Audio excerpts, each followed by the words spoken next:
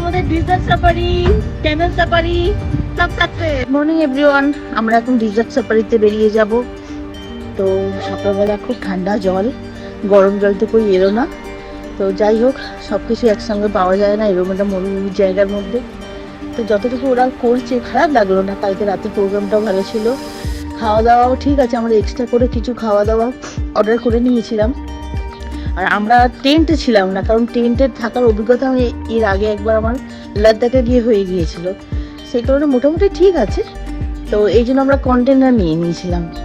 এই যে কন্টেনারটা খারাপ না, দেখাচ্ছি তোমাদের। এটা কন্টেনার, এই যে রুম, বেডরুম মোটামুটি ঠিক আছে। বাথরুমটা এখানে আছে, খারাপ না।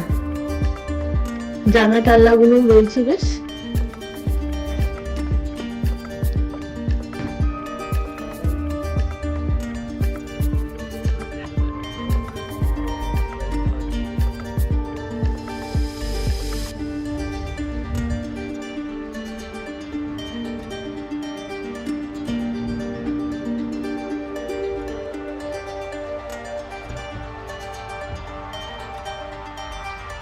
মরুভূমি আর মরুভূমি, চারিদিকে উট, তার মাঝখানে আমরা এখন জিপ সাফারি করে এলাম। এবার ক্যামেল সাফারিটা করবো কিনা ভাবছি। আমি এর আগে বলতে রাতাকে গিয়ে করেছি, দেখছি একটু করবো।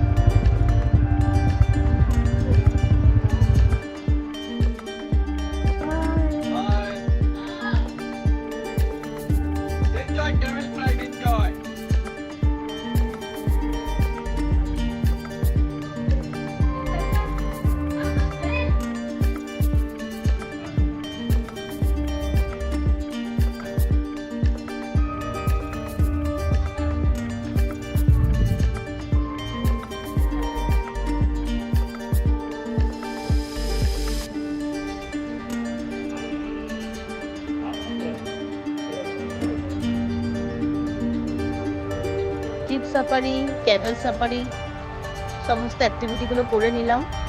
খুব ভালোই লাগছে। পুরো মরুভূমি আর মরুভূমি। ভেবেছিলাম প্রথমে উঠবো না, তাহলে না উঠেই পড়ি।